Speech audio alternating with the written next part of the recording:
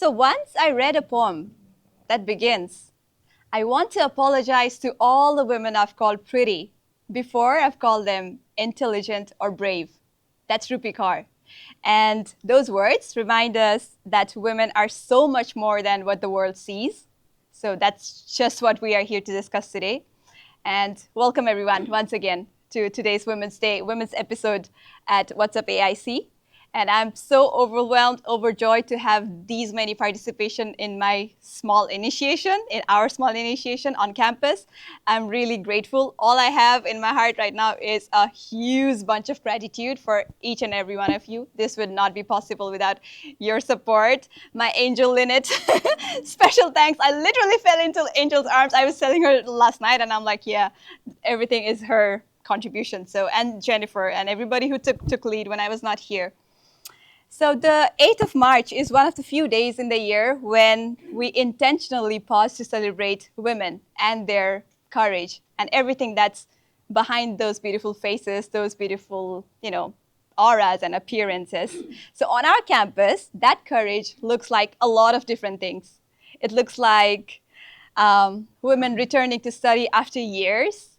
It looks like mothers balancing parenthood and work and study after so many years and all those responsibilities.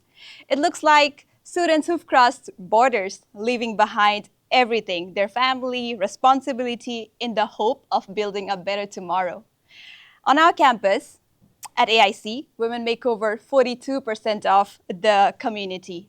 Well, behind the numbers is not just stats, not just numbers. It comes with hundreds of stories of resilience, courage, and leadership and growth. So welcome everyone to the team. And feminism at its heart is not about exclusion. It's about equity. It's about partnership. It's about creating spaces where everyone rises together. And while we're at it, special thanks to all the men who have joined us today in this special celebration of women, in this special celebration that we've gathered for. The theme for this year is Give to Gain, which means when we give support, we gain confidence. When we are giving opportunity, we gain leadership. When we give dignity, we gain power. So it's all about multiplication. It's nothing about deductions. And today, I feel truly privileged to be able to celebrate this with all of you, honoring the journeys of these incredible wahine toas on campus, the superheroes. Thank you so much for joining us. And today's panel isn't about titles. It's about their journeys, their challenges, the challenges that they have faced while getting to where they are today. So the women who we see today on campus are so much more than the faces that they put on every single day. So we've all gathered together in this beautiful sacred space. So welcome everyone. Thank you so much for joining me today. Let's welcome our panelists with a big round of applause.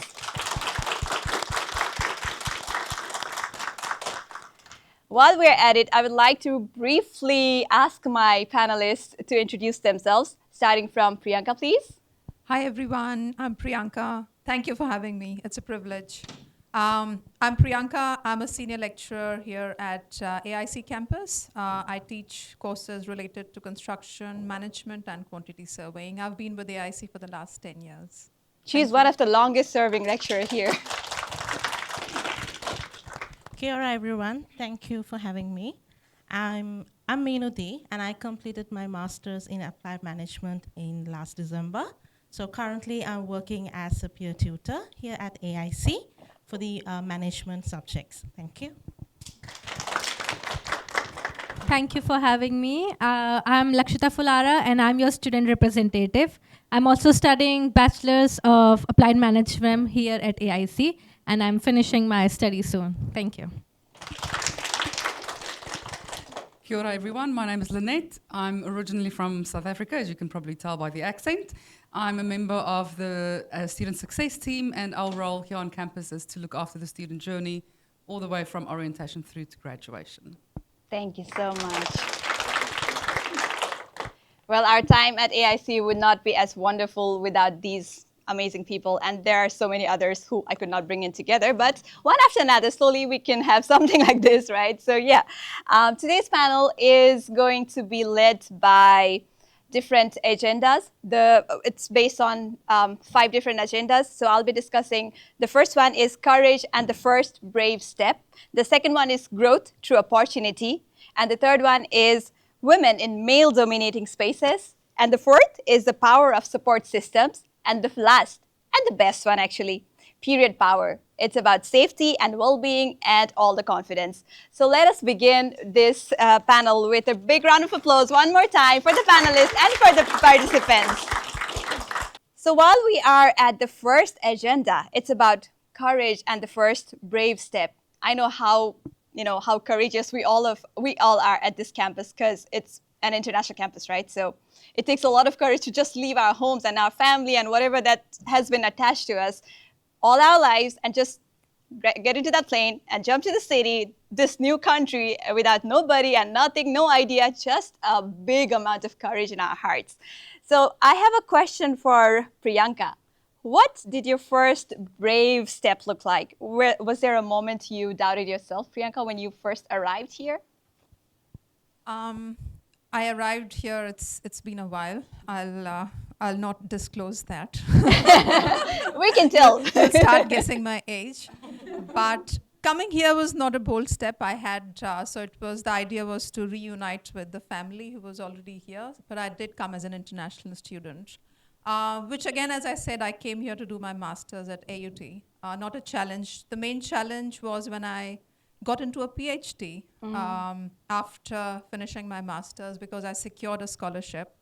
And then I was at an age, where I had to have kids. And that was a big challenge to do my PhD, which is itself a long journey. And then during that time, I had 2 kids who were born during those 5 years. It took me, usually takes 3.5 years, but because of going on maternity twice, I had. So yeah, there were times of doubt whether I'm going to finish this, complete this. But I would just say that, one thing that would always motivate me was just, closing my eyes and picturing myself crossing the stage and, getting that felicitation with a PhD. And so it was a dream, and I did complete it in 5 years' time. But yeah, there were many moments of doubt. But yeah, I made it. No wonder you're sitting here with us right now, and it's a huge privilege and a moment of pride for each and every one of us here today. Thank you for sharing that with us. And it surely is going to be an inspiration for almost everyone who's here today, and also to those who are watching behind the cameras. So the other question regarding the same is for Lynette. For women who've left families and responsibilities for study, what would you like to say to them? Do you have a special message? How would you want to encourage them? Thank you. Sanjay, I think you've already used the word that I want to use, and that is courage. A lot of people think that it might be selfish if you take a step away from family responsibility and you start actually doing something for yourself. But I think it's an amazingly courageous step to take. And yes, you might be stepping away from family responsibility.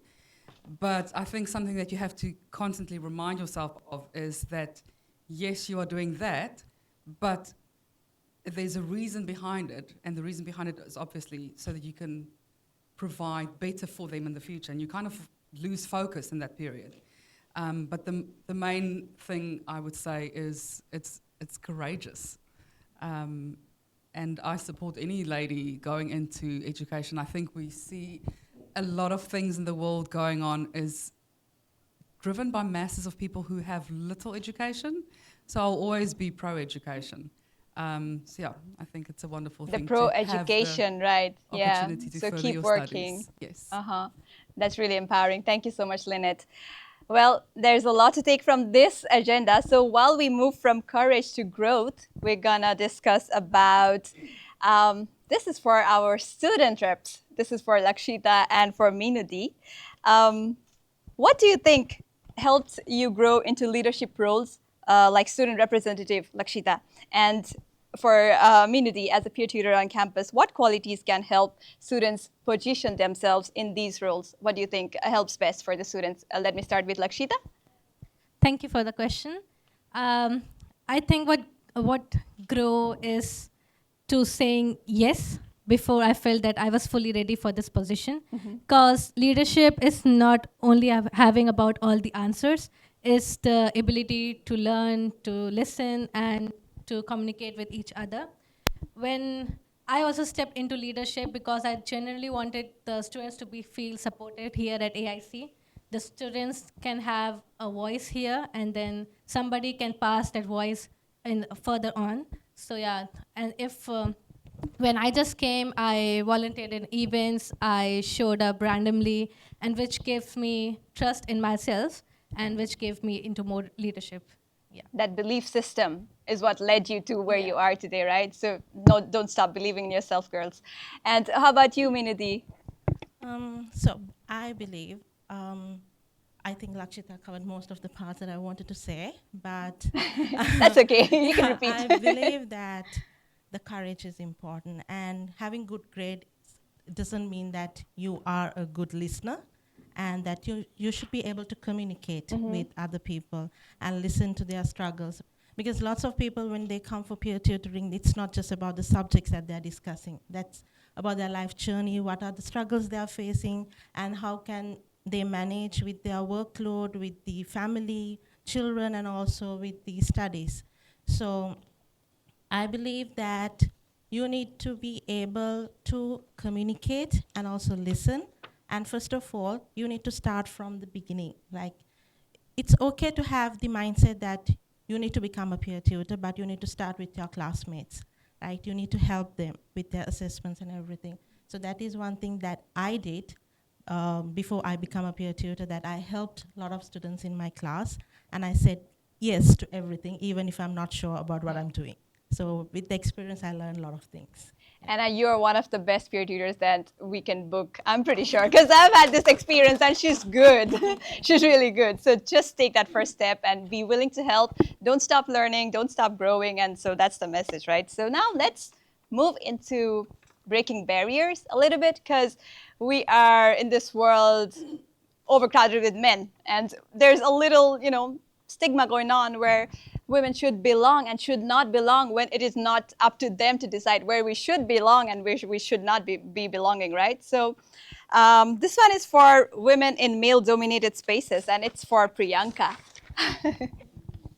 How do you build confidence in spaces like that's traditionally dominated by men? Because I've been really curious about your experience at AIC itself. There's a lot of male lecturers, and out of surprise, or what I should say, out of the ordinary, it's surprising that there is the construction side of the academia here is overcrowded with female lecturers. So what advice would you give to the women who are entering the technical industries? Because it feels a bit overwhelming with all these men surrounding. So yeah.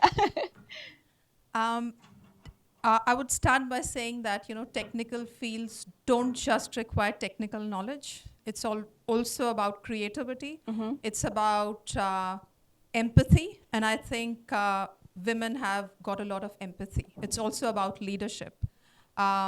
So yeah, there are technical roles, and I'd not say, I would say again, from statistically construction industry, there are only 14 to 15% women across the world if we talk about statistics.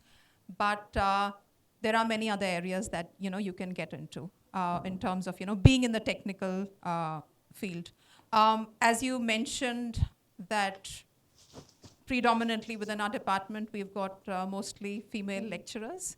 So probably we are the better ones to train students.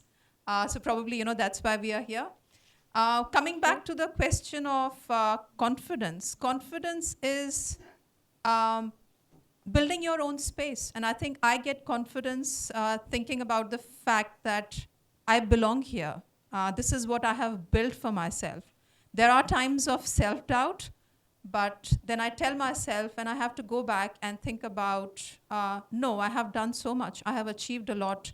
I have got a number of feathers in my cap, and that just tells me that I have come a long way and I belong to this space where I am. So I own that space where I am currently. Owning the space. I really like that. And you are born to be there. You're supposed to be there. There's definitely something that's pulling you towards this space. If not, then it would never have happened in the first place, right? And don't just shy away because you're a female, and it might feel overwhelming and challenging at the start.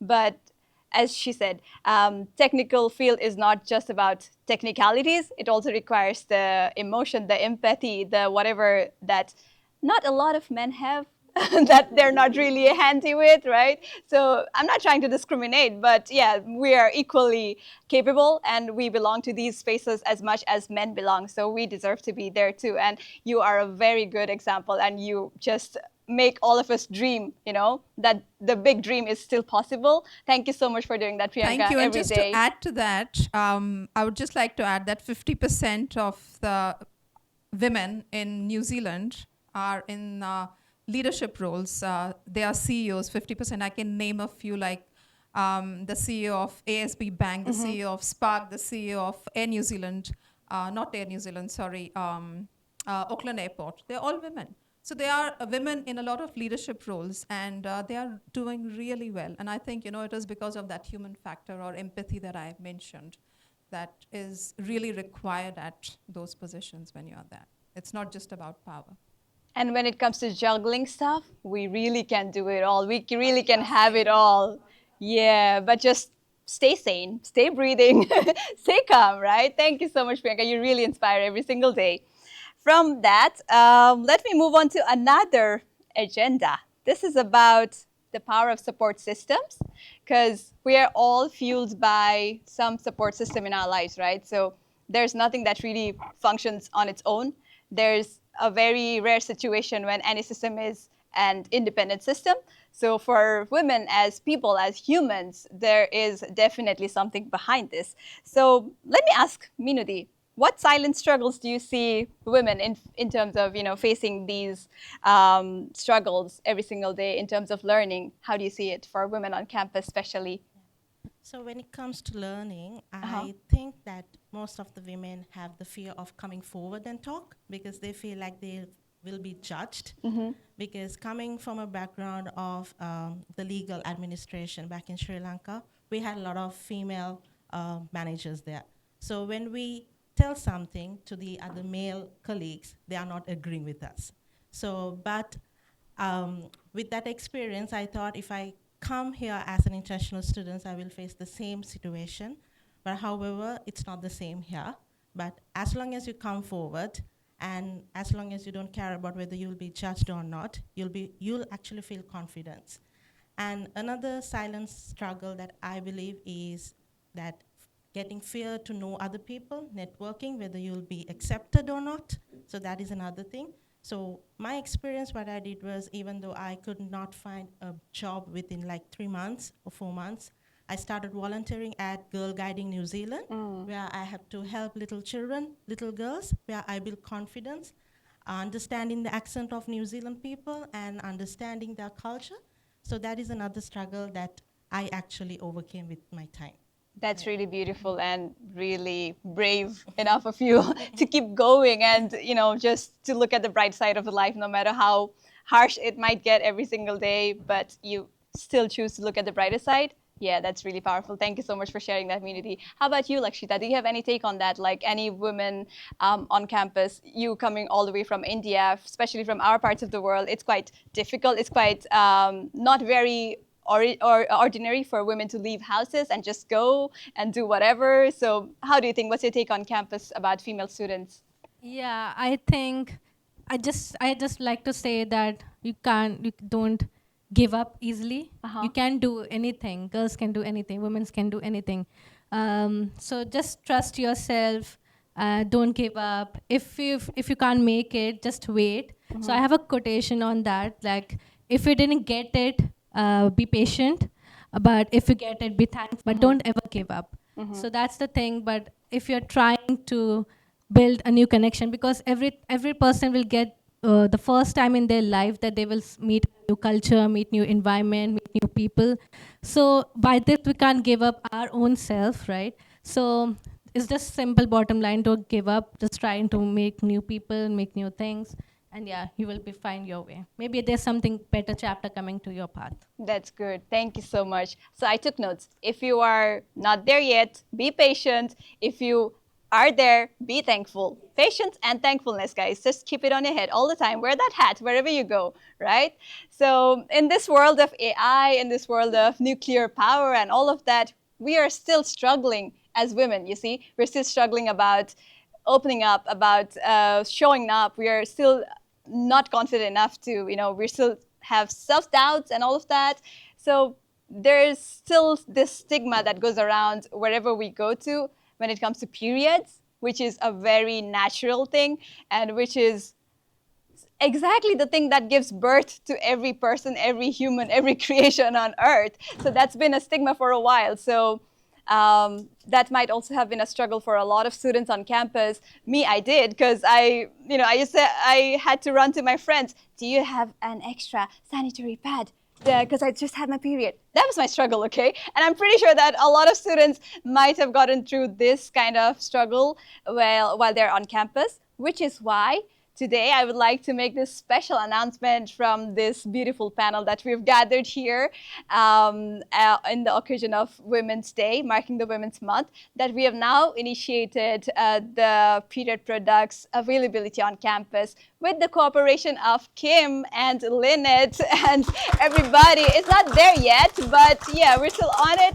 And would you like to say a few words about this project that we have initiated? Lynette, please. Sure. I'm not going to go into too much of the detail. I think it strongly links with the student voice. If you've been on campus for a while, you'll know about the student voice and how we listen to what is being asked. And that is one of the things that we've received feedback on, is the availability of period products. And Kim and myself have had conversations, and she's done an amazing job behind the scenes and made contact with a few providers where we will be able to provide these products on campus. And I do want to add on the topic, if you don't mind me doing so. Yes, please. That you used the word stigma just before, and I think that's part of the thing that we need to break away from, is the whole stigma around ladies' periods. A lot of people start using funny words, and you run to a friend, and I want to say it's all stigma related. And I think with this initiative on campus, we will actually be able to break the stigma and just have conversations about a biological process. So I'm quite excited about it. It's going to go into a trial period at first. Pardon the pun. Me too. And then hopefully it will grow from strength to strength. And we'll be able to turn period poverty into period power, girls. And you'll no longer be, in dilemmas and all of that doubt. So you'll be confident enough every single day to keep slaying and keep growing every day and learning, and nothing's going to stop you anymore. This is sounding like an advertisement, but it's not, okay? It's true words. Okay, anyway. Well, women are breaking ceilings, glass ceilings, breaking barriers and all of that. So why should periods stop them anyway, right? So thank you so much. I'm really grateful for this initiative that's going to happen on campus. And I'm pretty sure that a lot of female students are going to enjoy it. And not too much, okay? We have our ethics anyway. So yeah, let me move on. That was the panelist around my agendas for today. I hope you guys enjoyed what we just discussed, and there is a lot of information for you guys to take away from this.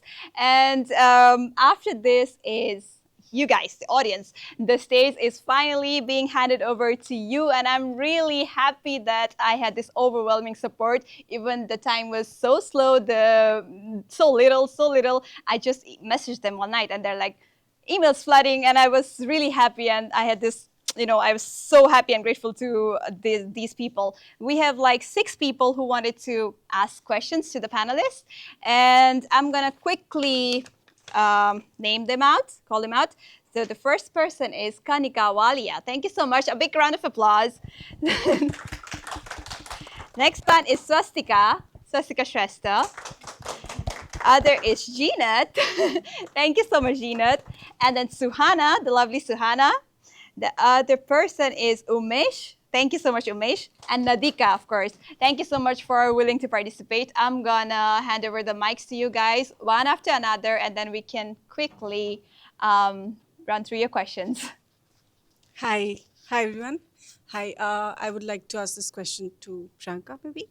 Okay. So I want to know that coming from a lot of students in AIC come from a background where they already have a good established career back home, and when you come and they've had their share of fight and made their own space in their own home countries, and then starting again from scratch in New Zealand, is it equally difficult as a woman or as it is back home, or is it a little better, or is it getting better with time? And if you have any suggestions. I think it's not equally. I think it's harder. Leaving everything behind, something you've already established, and then it depends on the age that you come here, because that really matters, whether you are single, whether you have a partner, whether you are with kids, and that makes the challenges even more difficult. However, there is a light at the end of the tunnel, I would say. And anyone who moves, there you would have moved with a certain motive behind your intention to move. And I think that's something that you should always bear in your mind. We often have discussions on campus about, okay, students come here because they want a life, they don't come here to really study. And that's not the case. Because I teach a technical qualification, right? And students are here to study. And I always tell them, anyone who's even struggling, because, sometimes you don't know what you're getting into. I always tell them that work at your pace. And every person's life is a book, I believe. You've got different chapters. Every chapter is different. Write your own chapter. Work according to what you can achieve. If you want to achieve A grade, work towards that. If you think, that everyone doesn't want to do that. And I very strongly believe in that. Everyone works to their capability. Coming back to your question, so yes, as a woman, it is difficult, but it depends on what you are coming with. What kind of support you have. If you have absolutely no support, I just say, hats off to anyone who comes here without any support. And then again, what is the age that you're coming here? If you're younger, I guess, with no responsibility, it's easier. You can go out, start working, just build your life. But if you're coming with family, it is a struggle. But there is there's light at the end of the tunnel. So always keep your goal in front of don't lose sight of where you want to be. And if you don't lose sight, you will get to where you want to. That's really beautiful. There is always light at the end of the tunnel. Thank you so much for that. So moving forward, the next is Swastika Shrestha. Being an international student, I have personally experienced challenges in building confidence and finding sense of belonging. So this question is to my dear Minuti. What advice would you like to give to young women like us to find their voice and sense of belonging in both academic and professional spaces? Thank you. Thank you for the question. First of all, you need to be kind to yourself. That is important. And you need to trust that you can do it. So my kind of motto is that you should say yes, and maybe later on you can figure out how to do it, right? Yeah. Because from the mistakes we learn, right? So I say to younger women is don't be afraid to come forward, talk, because I was not a public speaker, and I'm really proud of myself today, sitting on a panel talking to you guys, because normally when I talk, my voice shakes a lot, right? Maybe you can feel it now too, but that's the confidence I have. So I'm just gonna try this. So I'm telling to a lot of young women out there, just don't be afraid and be kind and trust yourself, and you'll be there one day when you look back and you'll be really proud of yourself like I do in myself today.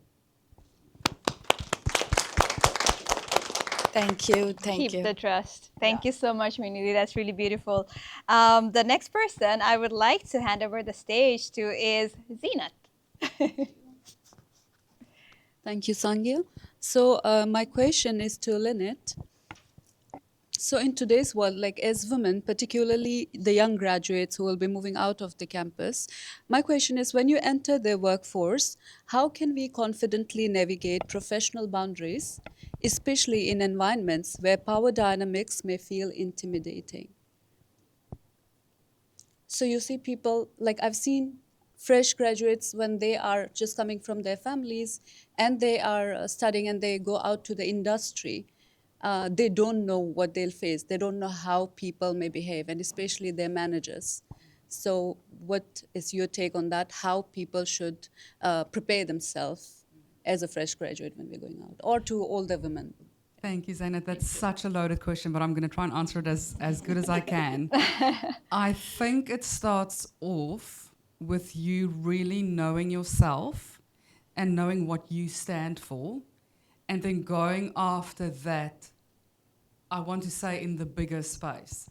So I would say find out your own values, find out what is really important to you, and then find a company that you can actually align your values with the company values.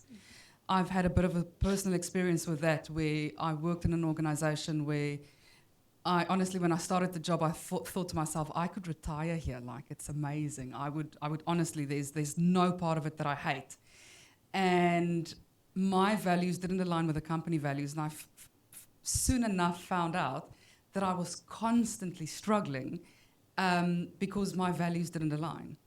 So I would say, find out who you are, align your value, find out what your values are, align that, or find a company that you can align your values with. And then to, I want to say, bind it all together, for the lack of a better word, you need to put boundaries in place. Definitely boundaries. People will always treat you the way that you allow them to treat you. And it's going to be up to you how much you allow. And I can once again reflect back to a previous role where I was a lecturer. I had my own level 5 and level 6 classes, and I was having the time of my life. Had an amazing cohort of students, and we were just, it was a smooth road. And boundaries were not in place, and I came super close to burnout, pretty much. And I've learned heaps of lessons from that. And going forward, I used to tell that cohort of mine as well, align your values with the company values, but look after yourself in that process as well. And I'm speaking to myself as well here. It's easy to, speak to the crowd, but trust me if I say there's introspection on this as well. Thank you very much. That's really empowering and powerful, and really, provides a mirror and a clear picture on what to set your eyes on. Thank you so much, Lynette. And I remember momentum over perfection, right? We've had this conversation on top of a volcano once. Yeah, I want to add something else there. I'm also a firm believer that perfection gives deep wrinkles. Yeah, so stay away from it. Yeah, right. All right, so thank you so much for that. Let's move on to another amazing participant, that is Suhana. Thank you so much, Sangya. So my question is very small, and my question is for Priyanka. How do you manage the balance between your professional life and your personal life? I think over a period of time, it's become a process I have started prioritizing. So something that's absolutely important to do, I will do that. And something that is not important, which I know that I can do it later, I leave it for later. And I'll give you an example. You get, as a lecturer, you get messages from students all the time, right? So I always tell my students, message me anytime. I will respond if it's important. If it's not important, it can wait the next day. So as long as I know what I'm doing, how I'm doing, and if it's keeping me happy, then that is a balance for me. And that's something that I have learned over a period of time. It's hard to manage work, house, kids. I have teenagers, 2 teenagers. So, and that's why I said, you need to prioritize what is important. And I'm absolutely happy with how I do it and what I do it. I have confidence in, but anywhere if it's, so at the moment, as I say, if anyone asks me, I say my priority is my kids. I will not give that time that I have to give them. I will not sacrifice that for anything because they need me. It's just a couple of years before they, they fly on their own wings. I need to give them time. I have given, of course, professionally also have spent a lot of time. It's been 10 years over here. But striking that balance, you learn it over a period of time, like Leonard mentioned, don't burn out. So I prioritize myself. I, go for my recreation. I like to stay fit. So that's my own time, which I set aside, okay, this is what I have to do, weekly. And then I have time for my, but again, we are in a kind of profession that, I can't part away, that, okay, 5 o'clock, I switch off. I can't do that because there are times when students, but then again, ensuring and understanding what is important for me now and what can wait for a while, which I can respond later. Thank you so much. There's a lot to take away from this small conversation. Thank you so much, Priyanka. It's all about the priorities and balance and boundaries, healthy boundaries. So a lot going on here. Thank you so much for all of that. So next is, I would like to invite beautiful Mankirat, and she has a question. Yeah, I have a question for Lakshita. So I would like you to talk about your journey from being a student and what were the challenges you faced and how you became a student rep and what were the hurdles you faced during that. Thank you for the question.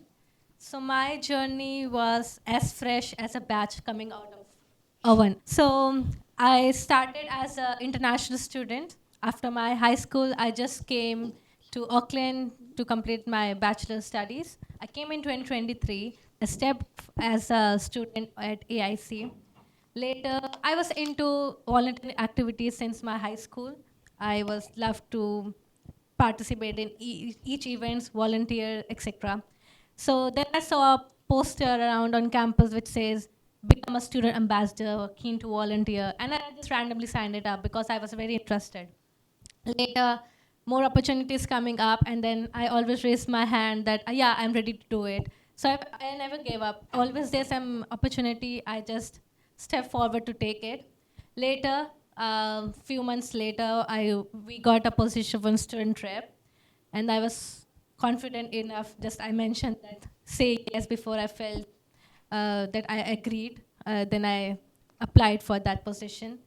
I got the job, and then I never looked at who are my candidates, are they more experienced or they are my seniors, because I never did any part-time job back in my home country, and that was a fresh start.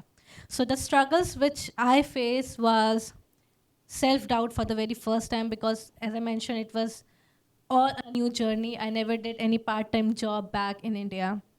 So sometime I just, whenever my team members giving me any task, I was like, am I capable of doing this task? Can I do it?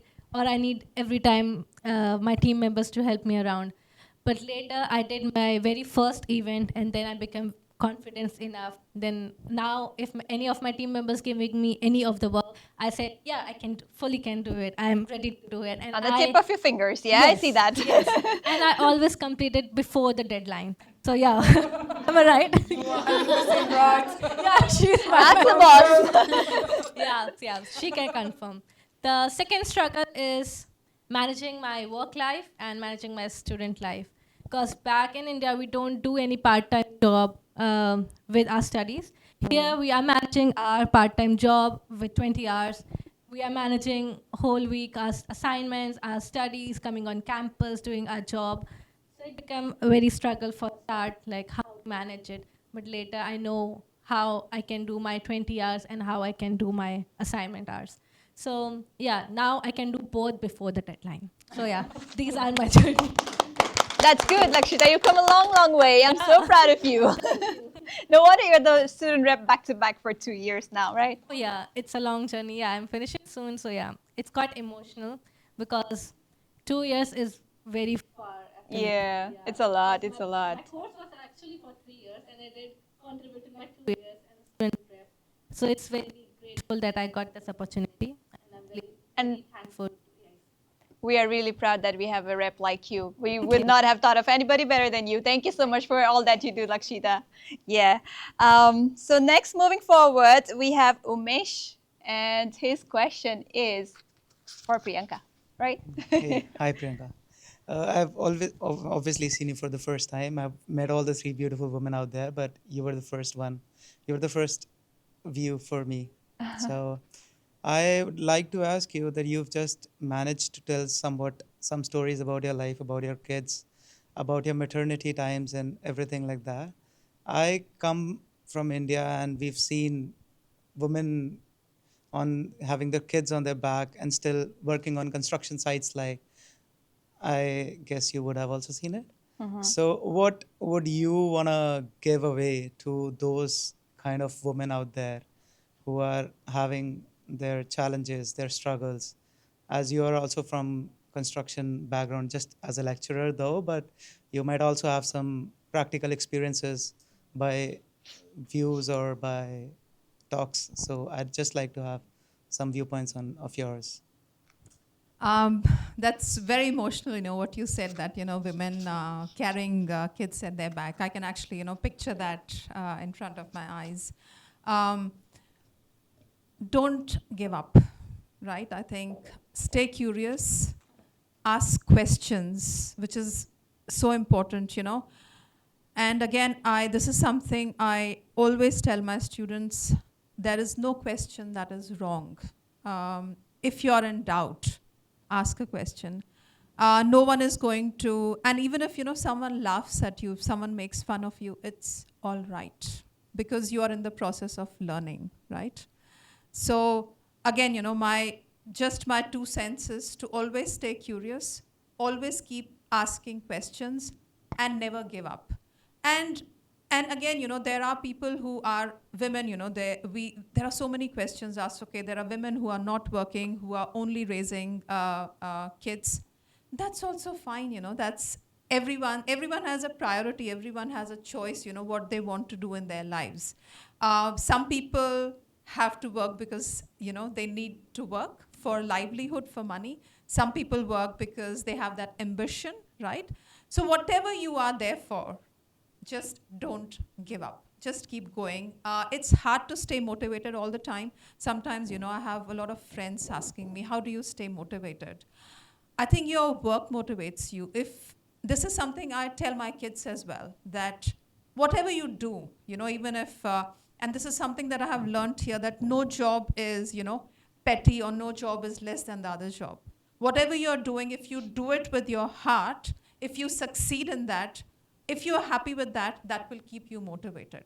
So my motivation, I think, is I was not a person, if you would ask me 10 or 15 years back, whether I was going to get into teaching. I was a trained architect before coming here and doing my master's in construction and then my PhD. And I ended up lecturing. And I absolutely loved my job. So I think, that's something. Getting up in the morning, I don't think there would have been any day in the last 10 years that I would not have arrived on time. 8:30 in the lecture hall. There might be, one or two instances, but you need to find your motivation.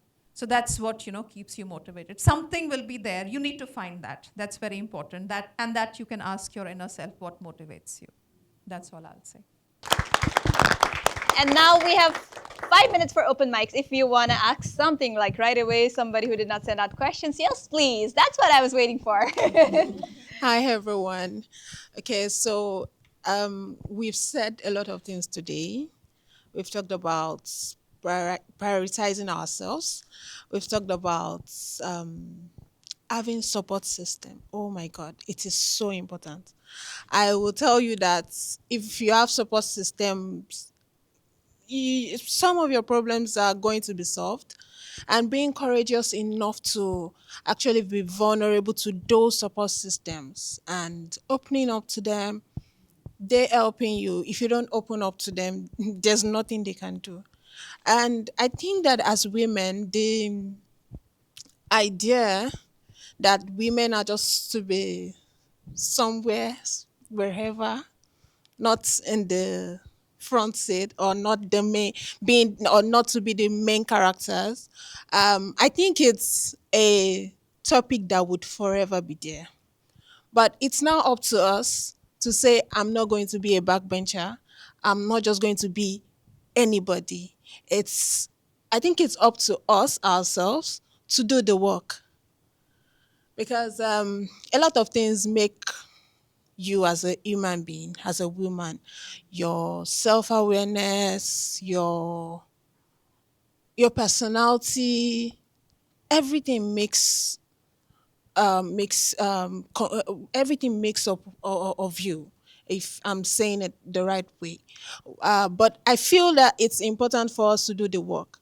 If it's important to get help, if it's important for us to read books, attend seminars, to just have the knowledge and not to be behind. Whatever it takes. Whatever it takes, let's Correct. I just got do you. it.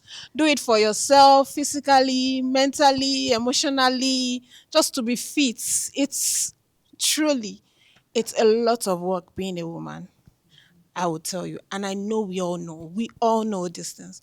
And in the process of being a woman, you know, we have a lot of things to do. So it's important for us to do the work. And I'm sure we'll all be good. We'll all be fine. 100%. Thank Yeah. you so much, Anu, for that. And as women, we are strong, we are resilient, we are brave, we are courageous, we are intelligent, we are empathetic, we are passionate, we have compassionate, we are so many things, and there is so little words that I can define us as women. And it is such a pleasure, such a privilege to gather in this space today, in this sacred space. I would like to call this space a holy space, that we got to share this with one another. We might even cry if we want to, right? So it's that sacred. So yeah, it's really empowering. Thank you so much for doing this. Anybody else wants to share something, then we may proceed. If not, then that was it for today. Jen, would you like to say something? I've been staring at you. I'm so happy to be around this group of women and these gentlemen. But, you know, having 3 grown sons now and making that choice to sell it all and come here and not only get an education, but for the first time in my life, be the minority. It has been one of the most important things in my life, to be able to be on the other end and embrace not having to be first in line and, you know, out in front of everyone and be on all the time, and actually absorb the love and the energy that I get from others. And I will say that, you know, sitting in a class where everyone else is speaking in different languages, I'd never been around that before, and I embrace it now, because I'm usually lost whenever we're doing some kind of a project. You know, I don't know what I'm doing. I don't know how to do the technology. Everybody's speaking in a different language. But my people in my class and in my master's level, they know Jennifer's going to ask a question. And if we're not speaking English, she's going to say, hey, okay, say it in English. But I mean, that's the thing, that it doesn't matter literally where we're from or what language we're speaking. We all need, as women, to support each other and to know that we are there for each other. If you want to practice English speaking, come to me.